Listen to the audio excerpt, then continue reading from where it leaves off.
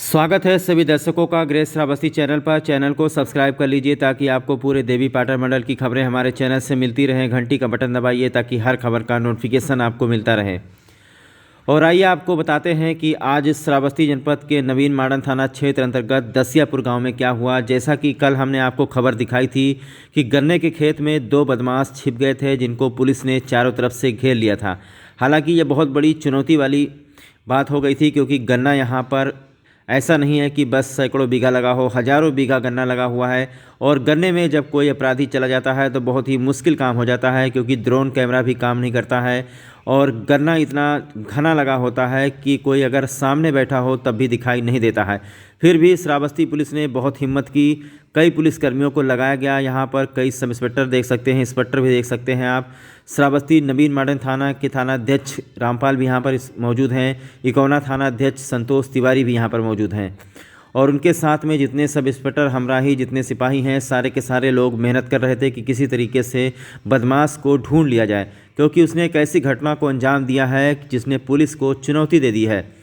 पूरी घटना की जानकारी हम आपको दे दें कि कल 2-2:30 बजे का समय था और एक फाइनेंसर जो पैसा वसूल करता है गांव-गांव जा कर के, कोई भारत फाइनेंस नाम की एक कंपनी है, उसमें का कोई एजेंट है जो जा कर के गांव-गांव पैसा वसूल करता है। तो पैसा वसूल करके आ रहा था और जैसे ही नवीन माडन थाना श्रावस्ती के दसियापुर गांव के पीछे जैसे ही पहुंचा, नहर के पास सुनसान जगह पर कुछ लोग गन्ने से बाहर निकले। 2 लोग थे, मोटरसाइकिल पर सवार थे, नकाबपोश से, उनके पास हथियार भी था। तो उन्होंने पैसा छीनने की कोशिश की। पैसा छीनते वक्त लड़ाई हुई और लड़ाई करते वक्त उसने पहले हथियार दिखाया, तो हथियार से जो है फाइनेंसर डरा नहीं। उसके बाद में उसने हेलमेट से कई हेलमेट खींच करके उसके मुंह पे मार दिया, जिससे उसके मुंह से, नाक से खून बहने लगा और उसकी आंखों के सामने अंधेरा छा गया। इसके बाद में वो चिल्लाता हुआ गांव में पहुंचा और गांव वालों से बताया कि उसके साथ में लूट हो गई है। कुछ गांव वाले भी बाहर निकल आए और देखते ही देखते जो बदमाश हैं उनकी मोटरसाइकिल वहां पर छूट गई।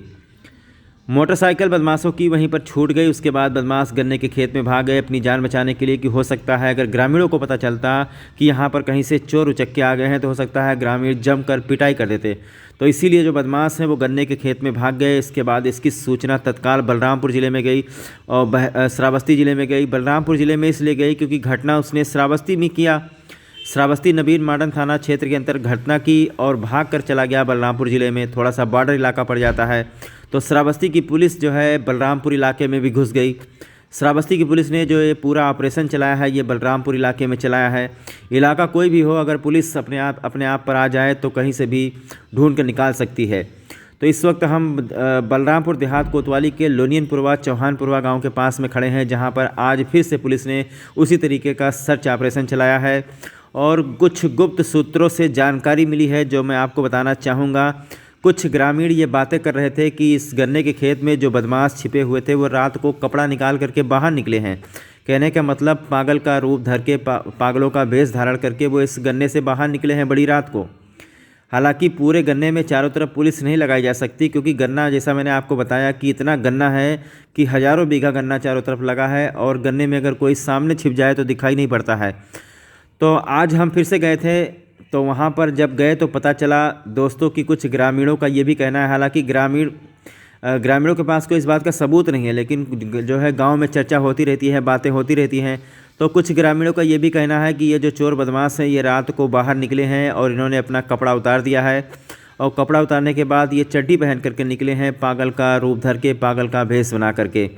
और किसी ग्रामीणों से इन्होंने पूछा भी है कि ये कौन सा गांव है, तो वहाँ पर पास में कोई सिंघाड़िया गांव पड़ता है, तो उस गांव में गए हैं। सिंघाड़िया गांव में उन्होंने पता भी पूछा है कि ये कौन सा गांव है। उसके बाद इनके पास मोबाइल था, मोबाइल से इन्होंने फ़ोन किया है किसी को और कोई आदमी इनको लेकर गया है।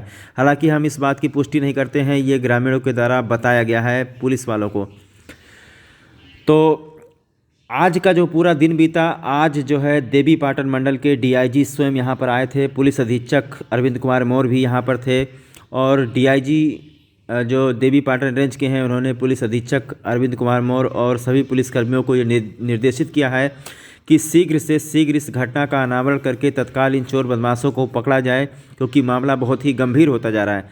हालांकि ये लूट इतनी बड़ी लूट नहीं थी, क्योंकि बैग में पैसे भी मात्र 70,000 थे, लेकिन अगर 7-8 लाख होते तब भी तो लूट ले जाता वो। तो कोई भी लूट छोटी बड़ी नहीं होती है, चाहे 1 रुपये की हो। तो उनके पास में जो असलहा था वो भी नहीं पता कि असलहा असली था कि नकली था। बहरहाल अगर वो पकड़ जाते तो सारा चीज़ सामने आ जाता। तो डीआईजी देवीपाटन रेंज यहाँ पर पहुँचे हैं। उन्होंने पुलिसकर्मियों को निर्देश दिया है कि तत्काल इस घटना का खुलासा किया जाए और पुलिस के ऊपर इस वक्त बहुत ही प्रेशर आ गया है। आज पुलिस ने चारों तरफ गांव में जा कर के पूछताछ की है और उस फाइनेंसर को बाइक पर बिठा करके पुलिस ने बहुत चारों तरफ घुमाया है और पुलिस ने वो सारे सीन के बारे में पूछा है कि कैसे कहाँ क्या हुआ। सीन रिक्रिएशन कहते हैं इसको, कि उसकी निशानदेही से कुछ सुराग हाथ लग सके। तो जहाँ जहाँ पर फाइनेंसर ने पैसा वसूल किया था, जिस जिस गांव में जा कर के, वहाँ पुलिस उनको दोबारा लेकर गई है और जो सस्पेक्टेड केस हैं जिनके ऊपर संदेह हुआ है, पुलिस ने उनका नाम पता लिखा है और पुलिस ने पूरे इलाके के एरिया को लोकेशन सर्विलांस पे लिया है और हो सकता है कि बहुत जल्दी इसकी रिपोर्ट आ जाए कि कितने मोबाइल उस इलाके में ऑन थे, कितने लोगों की बातें कहाँ किस हिसाब से हुई है। मैंने कहा ना कि बदमाश कितना भी शातिर हो, अपराधी कितना भी चालाक क्यों ना हो, पुलिस के हाथ से कभी बच नहीं सकता। पुलिस के हाथ बहुत ही लंबे होते हैं। कानून के हाथ और पुलिस के हाथ तो आप लोग जानते हैं कि बहुत लंबे होते हैं। ऐसी कोई घटना नहीं है जिसका कभी खुलासा ना हुआ हो। तो आप लोग बने रहिए ग्रेट श्रावस्ती चैनल के साथ में। 24-48 घंटे के अंदर अंदर या फिर हो सकता है 72 घंटे के अंदर अंदर पुलिस हर हाल में बदमाशों का पता लगा लेगी और सबसे पहले ग्रेट श्रावस्ती चैनल आपको वीडियो दिखाएगा कि आखिरकार कौन है वो बदमाश जिसने पुलिस को इतना दौड़ाया है। गन्ने के खेत को देख लीजिए आप, चारों तरफ से गन्ने के खेत को खाक छान डाली गई लेकिन कहीं से भी पता नहीं चला। तो दोस्तों कहाँ रात को इतनी संख्या में पुलिस लगाई नहीं गई थी और रात को कोई आदमी अंधेरे में कहाँ चला जाता है, इसको ट्रैक करना बहुत ही मुश्किल का काम है। बहरहाल पुलिस चप्पे चप्पे पर तैनात थी लेकिन आज सुबह गांव जा कर के लोगों से जांच पड़ताल की गई है। अब इस घटना का खुलासा करने के लिए पुलिस टेक्निक का इस्तेमाल कर रही है, कंप्यूटर टेक्नीशियन का इस्तेमाल कर रही है कि जो इलाका सर्विलांस पे लिया गया है उसका इस्तेमाल कर रही है। तो किसी भी टाइम खुलासा हो सकता है। आज पूरे दिन की मैं बात बता दूं, आज पूरे दिन श्रावस्ती की पुलिस गन्ने के खेत के आसपास लगी रही। पूरे दिन तलाश चलता रहा, सुराग की तलाश होती रही लेकिन कोई सफलता हाथ नहीं लगी है। कुछ ग्रामीणों के द्वारा ये बातें बताई गई हैं जो हमने आपको बताई, लेकिन इसकी भी कोई पुष्टि नहीं है। सिंगाड़िया की कोई ऐसा गाँव पड़ता है वहीं आसपास में, हालांकि मैं वहाँ गया नहीं हूँ।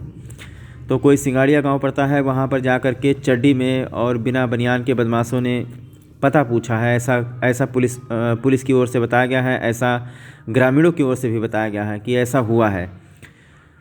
तो देखना है, अब आप लोग जुड़े रहिए इस चैनल के साथ में। और अब जो है मेरे ख्याल से जो चोर बदमाश हैं वो उस गन्ने के खेत से भाग चुके हैं और अब पुलिस दूसरे तरीके से उनको पकड़ने का काम कर रही है। बहरहाल पुलिस के ऊपर प्रेशर भी काफ़ी देखा गया है।